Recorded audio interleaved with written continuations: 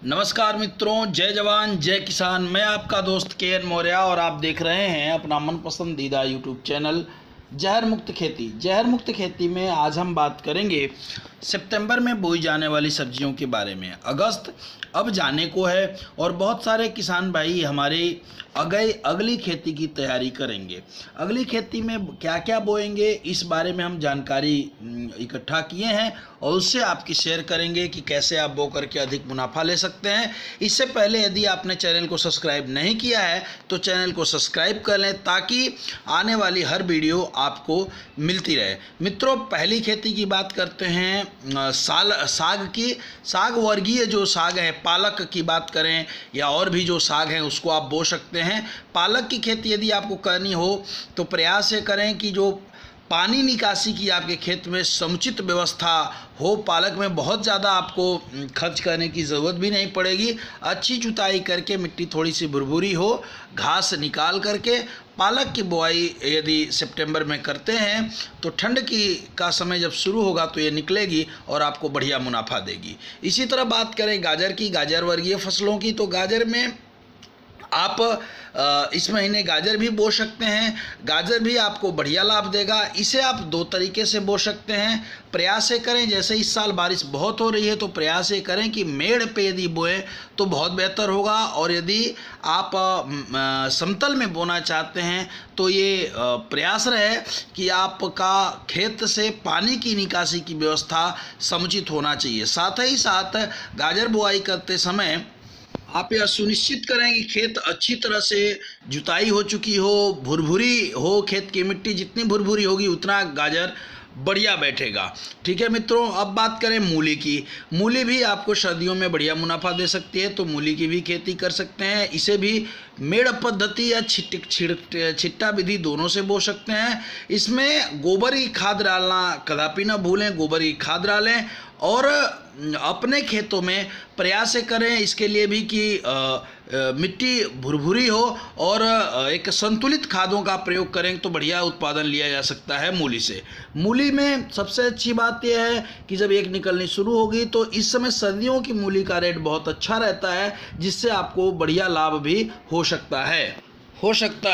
मित्रों, अब हम बात करें सलगम की खेती की, तो सलगम और चुकंदर ये दोनों ही सितंबर में लगाए जाते हैं और दोनों से आप बढ़िया पैसा कमा सकते हैं। सलगम भी बो सकते हैं और आप चुकंदर की भी खेती कर सकते हैं। चुकंदर भी यदि आप लगाएं तो आपको बढ़िया पैसा दे सकता है। जैसा कि आप जानते हैं, शुरुआती यदि चुकंदर निकलता है तो आपको बढ़िया मुनाफा देगा। इसलिए ये जो हम बता रहे हैं इसकी अगैती खेती यदि आप करते हैं मार्केट में, यदि 10 दिन भी पहले आपका चुकंदर या सलगम पहुंचता है तो आपको बहुत बढ़िया लाभ मिल सकता है। इसीलिए प्रयास ये करें कि जब भी बोएं तो इस हिसाब से बोएं कि आपका चुकंदर, आपका सलगम या कोई भी फसल मार्केट में सबसे पहले या कुछ दिन पहले पहुंचे, ताकि आपका जो मुनाफा का प्रतिशत हो वो ज़्यादा हो। खेती थोड़ी सी अगैती रहेगी तो आपको लाभदायी होगी।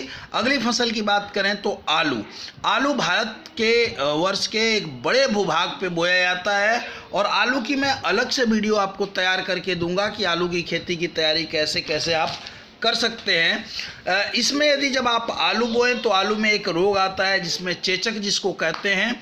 उसकी तैयारी के लिए आप जब भी तैयारी करें तो चेचक को कंट्रोल करने के लिए एक प्रोडक्ट है रूट गार्ड, उसे डालना ना भूलें। रूट गार्ड एक ऐसा प्रोडक्ट है जो 100% ऑर्गेनिक है और जड़ जनित बीमारियों के लिए बड़ा ही फायदेमंद है। आलू की खेती की तैयारी 15 दिन पहले मैं कराता हूं, तो यदि आप थोड़ा सा यदि ऑर्गेनिक प्रोडक्टों का इस्तेमाल आलू में करेंगे तो आपका उत्पादन बहुत ही बढ़िया होगा। एक जो भ्रम है किसानों में कि आलू की खेती में जितना रासायनिक खाद डाल दें उतना ही कम है, यह निश्चित रूप से सही नहीं है और इससे आलू को बहुत ज़्यादा बीमारियां भी लगती हैं और पैदावार भी आपका प्रभावित होता है। तो आप प्रयास करें कि आलू बुआई के 21 दिन 22 दिन पहले ही गोबर की सड़ी हुई खाद या 1 महीना पहले ही गोबर की सड़ी हुई खाद आपके पास हो तो डालिए, छीटिए और तुरंत जुताई कर दीजिए। फिर यदि बारिश हो गया तो बहुत बढ़िया, बारिश नहीं हुआ तो पानी चला दीजिए ताकि वो खूब बढ़िया से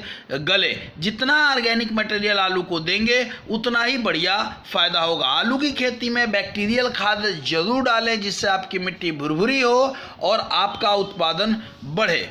अब हम बात कर रहे हैं अगली फसल के बारे में, बीन भी हमारे बहुत सारे किसान हैं जो बीन की भी अच्छी खेती करते हैं। बीन को यदि आप मेड़ पे लगाएं तो बहुत ही बढ़िया है। बीन को लगाते समय भी, चूँकि मैं बार बार ये इस वीडियो में ये बता रहा हूँ कि इस साल बारिश बढ़िया हो रही है तो इसे मेड़ पे करें तो बहुत बढ़िया रहेगी ताकि कोई आपको प्रॉब्लम ना आए और आप अच्छे से बीन की फसल ले लें।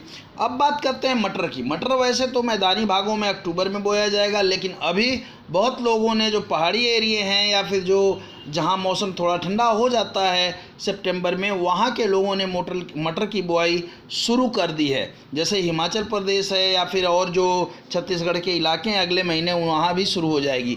मटर की खेती करते समय मटर में एक सबसे बड़ी बीमारी आती है जड़ गलन की। जड़ मटर में खड़े खड़े सूखने लगती है। इसके लिए मैं एक प्रोडक्ट मैंने आपको बताया है, रूट गार्ड। ये 1 एकड़ में 2 किलो पड़ता है, इसे डालना कदापि न भूलें।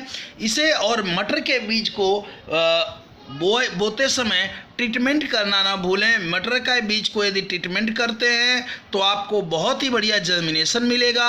जर्मिनेशन के साथ साथ जब ये मटर फ्लावरिंग पे आती है तो रूट गार्ड यदि आप डालते हैं तो आपकी मटर में जो जड़ गलन की बीमारी आती है, जड़ सड़न की बीमारी आती है, खड़ा खड़ा मटर सूखने लगता है, यह बीमारी निश्चित रूप से कंट्रोल होगी। चूँकि यह नया प्रोडक्ट है और इसमें मैंने बहुत सारे किसानों को प्रयोग कराया है, बहुत अच्छे परिणाम है। तो मित्रों, मटर की खेती में इसका प्रयोग जरूर करें। मटर की खेती के बाद हम बात करते हैं टमाटर की खेती के बारे में। जिन किसानों के पास नर्सरी तैयार है वो इस महीने सितंबर में टमाटर की भी खेती कर सकते हैं। टमाटर आप मेड़ पे बोएं, आपको अच्छा उत्पादन मिलेगा टमाटर का। टमाटर में फंगस की समस्या बहुत आती है, इसलिए आप जड़ जनित बीमारियों के लिए भी प्रयास करेंगे और साथ में अपने खेतों में फंगस को कंट्रोल करने के लिए फंगीसाइड का भी प्रयोग करें जिससे आपका टमाटर बहुत बढ़िया हो। टमाटर की खेती में भी जल निकासी की व्यवस्था का ध्यान बनाएं।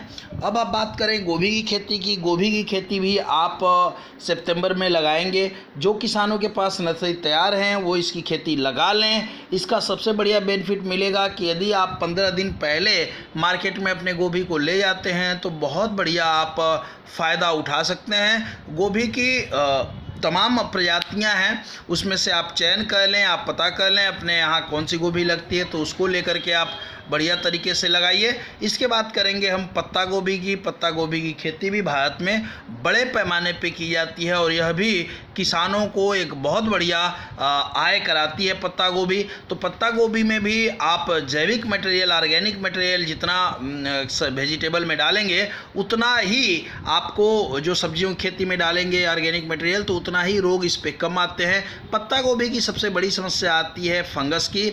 जो बार बार आप फंगस लगता है तो तुरंत खेत खत्म हो जाते हैं। तो इसमें ऑर्गेनिक फंगिसाइड बहुत कारगर है। मैंने बहुत सारे किसानों को कराया भी है। जो मल्टीपल है, फंगस किसी तरीके का हो कंट्रोल करेगा। तो पत्ता गोभी की खेती भी हम आने वाले महीने में कर सकते हैं। जल निकासी की व्यवस्था को ध्यान रखें और बढ़िया जुताई करके ऑर्गेनिक खाद दें। इसके बाद हम बात करेंगे ब्रोकली की खेती की। बहुत सारे किसान हमारे ब्रोकली की खेती करते हैं और अगले महीने जिन किसानों के नर्सरी तैयार हो गई होगी वो करेंगे। नहीं तैयार हुई है तो अमेज़न या फ्लिपकार्ट से या अपने दुकानदार से कह के ब्रोकली की खेती बीज इसका मंगा सकते हैं। ब्रोकली की खेती करते समय यह हमेशा ध्यान दें कि ब्रोकली जो है हर जगह नहीं बेची जाती है। कहीं कहीं लोग ये कहते हैं कि गोभी है आपकी ख़राब हो गई है, हरी हो गई है, तो गांव में जहां लोग नहीं जानते हैं, इसे खरीदने को तैयार नहीं है, तो आप ब्रोकली बोने से पहले इसके मार्केट के बारे में पता कर लें। यदि मार्केट इसकी मिल जाए तब ब्रोकली की खेती करें। इसलिए कि ब्रोकली की खेती मैंने देखा है कि ब्रोकली 80 रुपये 70 रुपये, 90 रुपये, 150 रुपये किलो तक का रेट मिलता है किसानों को। लेकिन जो किसान यदि इसका मार्केट नहीं ढूंढ पाता है, उसे घाटा उठाना पड़ता है, नुकसान उठाना पड़ता है। तो आप इसकी खेती करते समय निश्चित रूप से ध्यान दें कि मार्केट पहले ढूंढ लें या पता कर लें कहाँ बिकेगा, तब ब्रोकली की खेती शुरुआत करें। यह आपको बहुत ही अच्छा पैदावार देगी, अच्छा बजट देगी। इसे बहुत ज़्यादा इसके फूल को बड़ा नहीं करना है। 400 ग्राम का 500 ग्राम का फूल यदि आप इसे निकालते हैं तो इसके बहुत बढ़िया रेट आपको मार्केट से मिल जाते हैं। इस तरह आप ब्रोकली की खेती करिए। अब हम बात करें धनिया की। धनिया की खेती भी, धनिया का रेट इस समय आप जानते ही हैं कि बहुत महंगा बिक रहा है धनिया। तो आप अगले महीने भी आप धनिया की खेती कर सकते हैं। धनिया बुआई के लिए आप मेढ़ पद्धति, जैसे आप देख रहे हैं कि मेढ़ों पे किसान ने धनिया लगाई है, मेढ़ पद्धति का आप प्रयोग कर सकते हैं। या इससे चौड़े चौड़े बेड, 2 मेढ़ों को मिला के एक बेड बना करके भी खेती कर सकते हैं। धनिया की खेती बहुत ही सेंसिटिव होती है, यानी इसमें थोड़ा भी पानी लगेगा तो आपकी धनिया गल जाएगी। दूसरी चीज़ ये है कि यदि जल निकासी की व्यवस्था नहीं है तो एक तो धनिया गलेगी, दूसरा इस समय जर्मिनेशन की बहुत बड़ी प्रॉब्लम धनिया में आती है। तो इन चीज़ों का थोड़ा सा आप ध्यान रखें। खेत बनाते समय, खेत की तैयारी करते समय यह आपका ध्यान होना चाहिए कि पानी होता रहे और निकलता रहे, पानी रुकना नहीं चाहिए। खेत में पानी रुकेगा तो बहुत बड़ा नुकसान होगा आपको। धनिया भी आने वाले समय में यदि आपने अगले महीने धनिया की खेती की तो आपको बहुत बढ़िया पैसा मिलेगा, क्योंकि धनिया भी किसानों के लिए, बहुत सारे हमारे किसान हैं जो धनिया में अच्छा मुनाफा कर लेते हैं, रेट अच्छे मिल जाते हैं। तो मित्रों, ये जो थी हमारी जानकारी में वो चीज़ें मैंने आपको बताने का प्रयास किया। कुछ चीज़ें यदि छूट गई हों तो उन्हें बताएं कि आप अपने इलाके में इस समय कौन सी खेती करते हैं। और इन चीज़ों को जहर मुक्त कर रखने के लिए और भी कोई दिक्कत हो तो आप हमारे नंबर पे हमें फ़ोन भी कर सकते हैं, मैं आपको नंबर भी दे दूंगा। धन्यवाद। जय जवान।